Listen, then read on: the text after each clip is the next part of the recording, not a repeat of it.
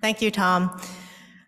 My name is Emily Mace, and I am a survivor of last year's Highland Park parade shooting. I've thought long and hard about what to say tonight.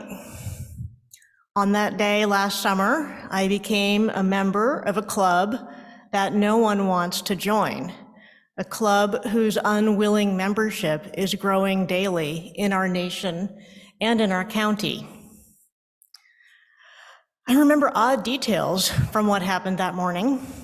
I remember dodging chairs and tables as I ran from Central Street back into the alcoves there in Port Clinton Square. I remember vaulting over a table that a man was turning sideways, and my dress, the dress that I'm wearing tonight, tore. I've since repaired that tear with an H and a P in the symbol used by the city. I scraped my elbow on a brick wall. I remember thinking, at least it's just my elbow. I remember looking at my husband, who was hiding a few feet away from me behind another pillar.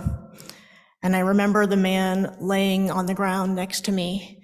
He reminded me of a nurse that I had when I was in the hospital once for some reason. And he told me to keep laying down even as I was putting my head up to try to figure out where my kids had gone. I remember thinking this is going to change everything, not really knowing yet what everything meant. Over the next few days, that everything came into clearer focus. For a week, there were news cameras camped outside the police line. Helicopters circled overhead for days. Memorials blossomed. I brought alliums to lay in front of the names of those who died, because as I was walking into town, I walked past my garden, and at the last minute, I thought these alliums looked like fireworks.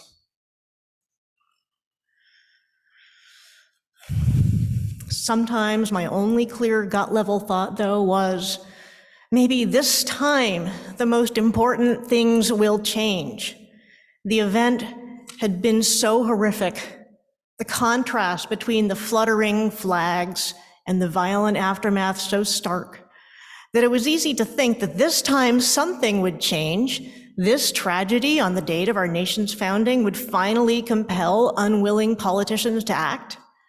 This time, thoughts and prayers would give way to action, and we'd see real change in this country on the intractable issue of gun violence.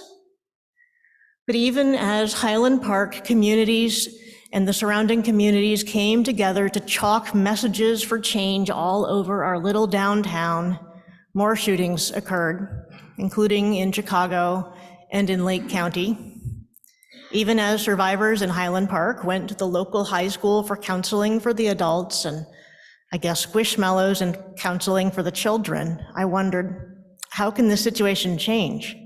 I wondered in particular, why is this horror of gun violence being unleashed essentially daily on Black and brown communities nationwide and here in Lake County, in Waukegan, in Zion, and in North Chicago? Why are we here getting these federal resources when the communities that suffer the trauma of this violence every day, communities of color, are going without? Like the flags fluttering in the silence, this contrast stands out too sharply and too tragically. In the days and weeks after the parade, the one thought among many keep coming back to me. I want this to be the last time this happens to anyone. No one should have to live through anything like this ever again.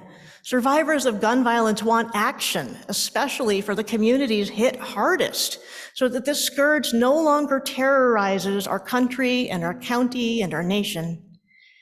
In those days and weeks and into today, I keep thinking that action needs to look like both common sense gun laws and political action and the social and cultural change that helps people feel secure, so that they do not need to feel they need to resort to violence in the first place. Lake County's Gun Violence Prevention Initiative is one such action that looks to address gun violence by addressing the causes behind it. I, for one, am looking very much to learning more in tonight's presentation, and I want to thank Eric and Sean for being here. Thank you.